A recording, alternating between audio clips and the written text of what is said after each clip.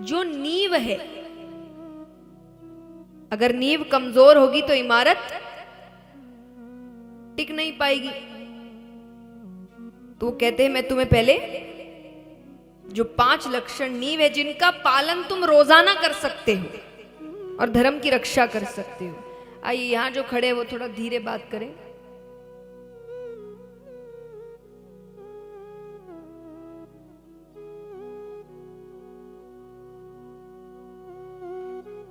तो नारद जी बता रहे हैं कि धर्म का सबसे पहला लक्षण है सत्य। सत्य की राह पर चलो जितना हो सके। देखिए इसलिए मैंने कहा जितना हो सके। मुश्किल है पता है, ऐसी बातें बोलना ही क्यों जो आप माने ना। कहने को तो हम कह देंगे, बाद में पता चला पंडाल से निकलते वक्त आप कहेंगे कुछ भी कहते हैं, इनके बोलने से होता है क्या। ऐसी बातें क्यों करना भाई। वो कहो जो आप पालन कर सके। तो जितना हो सके सत्य की राह पर चलो। जहां झूठ की जरूरत नहीं वहां झूठ मत बोलिए। जैसे मान लीजिए, ये भी देखिए, ऐसे तो ये दोनों ही करते हैं, लेकिन ज्यादा झुकाव इस पर भी पुरुषों की तरफ ही रहेगा। मैं ये कोई प्लानिंग के साथ नहीं आया गया है, ये बिल्कुल सच्ची बात है कि ऐसे प्रसंग ही आ रहे हैं जो आपसे ही जुड़ाव रखते हैं। पर आप समझ जाएंगे प्रसंग सुनते कि ये आपके लिए ही है।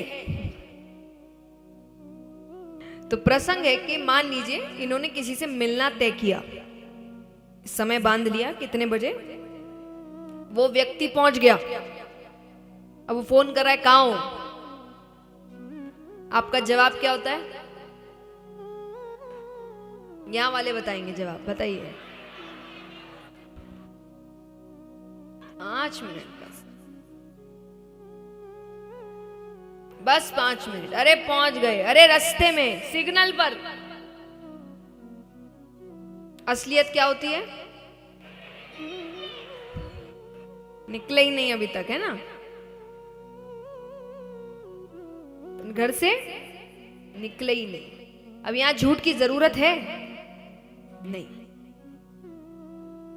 क्या होगा, सामने वाला 2 बात तो सुनाएगा ना, चिल्लाएगा, कह रहे क्या तुम समय लेकर समय पर नहीं आते। सुन लेना, गलती तो हुई है, पर ऐसा तो नहीं है कि कोई तूफान आ जाएगा, पहाड़ टूट जाएगा, ऐसा तो कुछ नहीं होगा। तो जहां झूठ की जरूरत नहीं वहां झूठ मत बोलिए। और देखिए इसके पीछे ना कारण होता है। आपको ये प्रसंग सुन के लग रहा होगा कि इतने से झूठ से क्या ही हो जाएगा, होता है। जैसे उदाहरण स्वरूप अगर आपको दूसरे तल्ले पर जाना है तो आप कैसे जाएंगे बताओ? हाँ, दूसरे तल्ले पर चढ़ के जाना, लिफ्ट नहीं है। हाँ, पांव से, तो पांव से ही जाएंगे तो स्वाभाविक सी बात है। सीढ़ी से एक एक सीढ़ी चढ़ के जाएंगे कि सीधा छलांग लगाएंगे? एक एक सीढ़ी है ना, या सीधा छलांग लगाओगे, कूदोगे? और अगर छलांग लगा ली तो गिर जाएंगे, चोट लग जाएगी। अब इसको जिंदगी में सच और झूठ के साथ मानिए। आप झूठ क्यों बोलते हैं? देखिए कितनी, आप झूठ क्यों बोलते हैं बताओ? किससे बचने के लिए?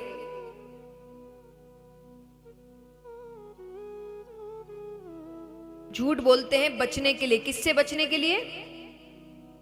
सच से बचने के लिए। व्यक्ति तो आए दिन अलग अलग बदलते रहते, तो व्यक्ति तो नहीं बोल सकते। सच से बचने के लिए। तो जब आप अपनी जिंदगी के छोटे छोटे सच का सामना नहीं कर रहे हो, जिस दिन जिंदगी का बड़ा सच सामने आएगा, आपको लगता है आप सामना कर पाएंगे? जो सच आपके हाथ में नहीं है। ये देखिए, ये सच तो आपके हाथ के हैं, इसलिए आप झूठ बोल के निकल लेते हैं, बचने की कोशिश करते हैं। पर जब जिंदगी के सच सामने आते हैं, आप बच सकते हैं? नहीं, क्योंकि वो आपके हाथ की चीज नहीं है। लेकिन आप उसके लिए तैयार ही नहीं है क्योंकि आपने तो छोटे छोटे सच से का सामना नहीं किया। आज मैं हमेशा कहती हूँ कि ये चीजें झूठी नहीं है, ये जो एंजाइटी है, स्ट्रेस है, डिप्रेशन है, पैनिक अटैक्स है, ये सब झूठा नहीं है, सब बिल्कुल होता है। पर कारण क्या है कि जब आप अपने छोटे छोटे सच का सामना नहीं करते, तब ऐसा कोई सच सामने आता है ना जिसका आप सामना कर नहीं पा रहे हैं, तो आपका शरीर आपका साथ नहीं देता, तब ये सब होता है। तो किसी का शरीर साथ नहीं देता, किसी का दिमाग साथ नहीं देता, क्योंकि आप उसको आदत नहीं है ना ये सब की। ये वही बात है कि उसको एक एक सीढ़ी चढ़ने की आदत नहीं है, और आपने सीधा लगा ली छलांग, चोट लगेगी। चोट किसी भी तरीके की हो सकती है, शारीरिक चोट हो सकती है, भावनात्मक चोट हो सकती है, मानसिक चोट हो सकती है। चोट तो चोट होती है। इसीलिए छोटे छोटे सच का सामना करना जरूरी है, ताकि बड़ा सच जब आए तो आप खड़े रहने लायक रहे।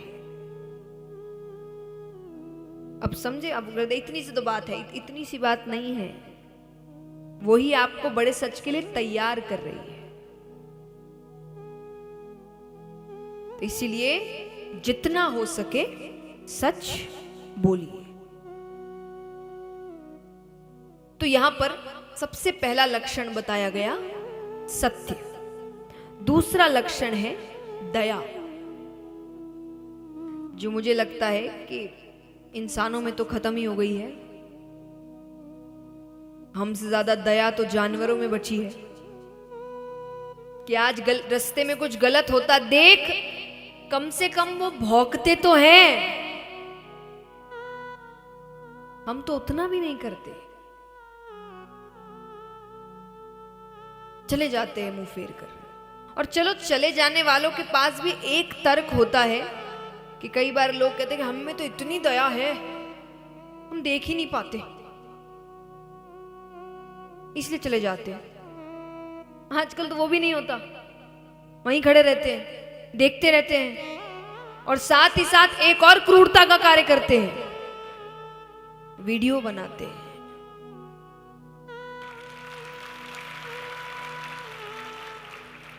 अब देखिए, पहली बार में सुनने में ये बात हंसी मजाक की लग सकती है, और मैं आपको दोष नहीं, सब किसी को भी, कि हाँ हंसी आती कि कैसा।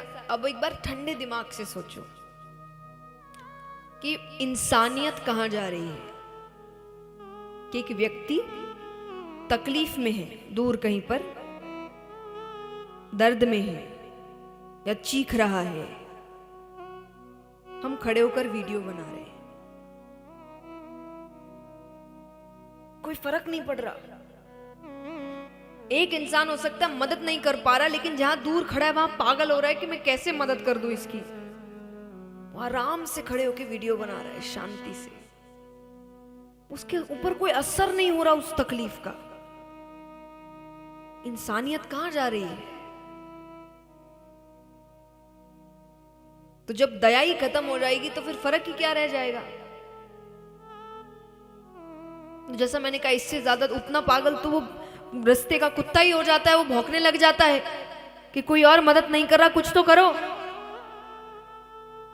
पर हम कुछ नहीं करते। और देखिए, मैं नहीं कहती कि आप अपनी जान को जोखिम में डाल के मदद दी नहीं करिए, कोई नहीं करता, सबको अपनी जान प्यारी है। पर कितनी बार हमारे सामने ऐसी चीजें होती है जो गलत है, हमको पता है, और हमें यह भी पता है कि सिर्फ इतना सा आवाज उठा देना कि मत करो, वहीं पे वो काम रुक जाएगा, हम उतना भी नहीं करते। हमें क्या, हमें क्या। तो याद रखना, दुनिया गोल है, चीजें घूम कर आती है। आज किसी को मदद की जरूरत है और उसकी आंखें ढूंढ रही है कोई मेरी मदद कर दे, और सामने से आप ये सोचते हुए निकल रहे हैं हमें क्या, एक दिन आपको भी मदद की जरूरत पड़ेगी। उस दिन सामने से लोग यही सोचते हुए निकल रहे होंगे हमें क्या। तो जहां मदद कर पाओ करो, ये दया ही आपको इंसान बनाती है। तो दूसरा लक्षण है दया, तीसरा लक्षण है पवित्रता।